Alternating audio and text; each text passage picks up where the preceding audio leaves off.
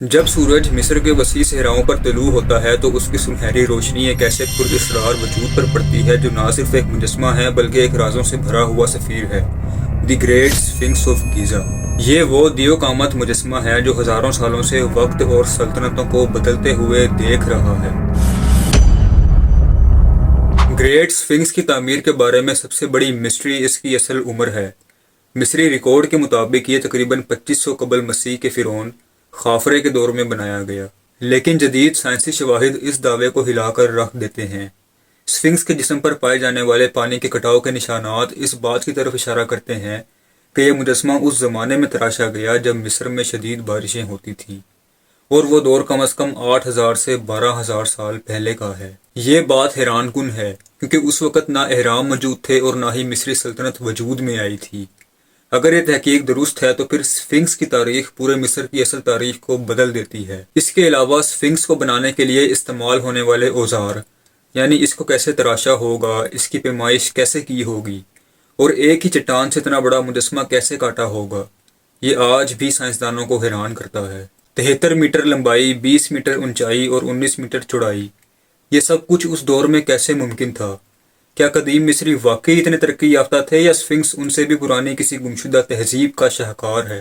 کچھ تھیوریز کے مطابق یہ مجسمہ لوسٹ سیویلائزیشن کی نشانی ہے، وہ تہذیب جو شاید سیلاب یا کسی عالمی تباہی میں ختم ہو گئی ہو۔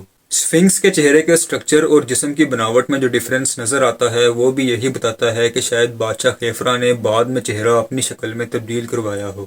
اگر چہرہ تبدیل کیا گیا تھا تو اصل چہرہ کس کا تھا؟ کسی شیر کا تھا، کسی دیوتا کا تھا، یا اور کوئی نامعلوم ہستی تھی؟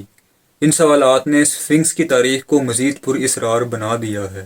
قدیم مصر میں سفنکس کو صرف ایک مجسمہ ہی نہیں بلکہ روحانی محافظ اور مقدس علم کا نگہبان سمجھا جاتا تھا۔ مصری متس کے مطابق Sphinx horse of the horizon کہلاتا تھا، یعنی وہ ہستی جو طلوع ہوتی روشنی اور تاریکی کے درمیان توازن قائم رکھتی ہے۔ کچھ پجاریوں کا ماننا تھا کہ سفنکس دشمنوں اور بری قوتوں کو اہرام تک پہنچنے سے روکتا ہے۔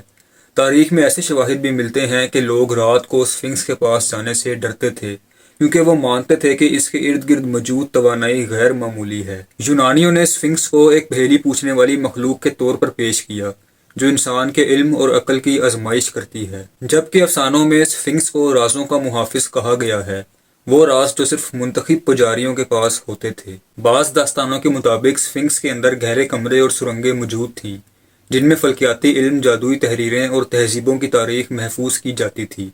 اگر یہ بات درست ہے تو سفنکس صرف ایک مجسمہ ہی نہیں بلکہ پوری انسانی تاریخ کا دربان ہے۔ مزید حیران کن بات یہ ہے کہ سفنکس کو اہرامات کی ترتیب کے ساتھ اس طرح رکھا گیا ہے کہ وہ مخصوص فلکیاتی سمتوں کے مطابق ہو۔ کچھ محققین نے دعویٰ کیا ہے کہ سفنکس کی الائنمنٹ سیریس اور اورین بیلٹ سے ہوتی ہے، گویا یہ ایک آسمانی کیلنڈر تھا۔ ایسی فلکیاتی ترتیب صرف ماہرین فلکیات ہی بنا سکتے تھے۔ اگر قدیم لوگ اتنے ماہر تھے تو پھر سفنکس کا مقصد کیا تھا؟ یہی سوال اسے مزید پر اسرار بنا دیتا ہے۔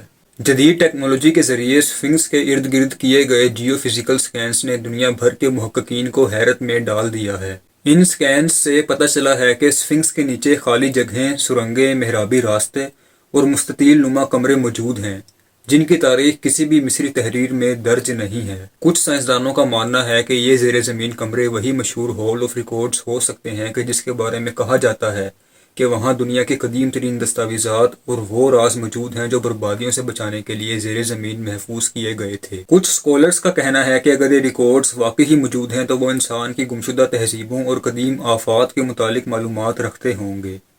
یہ وہ معلومات ہیں جنہیں زمانہ قدیم کے پادری صرف خاص لوگوں تک محدود رکھتے تھے۔ مزید حیرت کی بات یہ ہے کہ سفنکس کی مرمت اور صفائی کے دوران کچھ ایسے پتھر سامنے آئے جن کا انداز فرعونوں کے زمانے سے مختلف تھا۔ گویا تعمیر کے دو دور تھے، پہلا دور انتہائی قدیم تہذیب کا اور دوسرا دور مصری فرعونوں کا۔ سائنسدانوں نے جب سفنکس کے جسم پر موجود کٹاؤ کا جائزہ لیا تو انہیں پتہ چلا کہ یہ کٹاؤ صرف پانی سے ہو سکتے ہیں، جبکہ مصر میں اس نوعیت کی بارش ہزاروں سال پہلے ہوتی تھی۔ اس کا مطلب ہے کہ سفنکس شاید اہرامات سے بھی ہزاروں سال پرانا ہے۔ یہ تمام سرنگیں، خالی جگہیں، چھپی ہوئی ساختیں، پانی کے نشانات اور فلکیاتی ترتیب سفنکس کو عام مجسمے سے زیادہ ایک قدیم دور کی سائنسی یادگار بنا دیتے ہیں جو آج بھی سائنسدانوں کو چیلنج کر رہی ہے۔ سفنکس کے چہرے کے بارے میں سب سے بڑی مسٹری یہ ہے کہ اس کے امپریشنز کسی بھی مصری بادشاہ سے مکمل طور پر نہیں ملتے۔ جدید کمپیوٹر ماڈلز سے پتہ چلتا ہے کہ اسفنکس کا چہرہ خیفرا سے نہیں ملتا،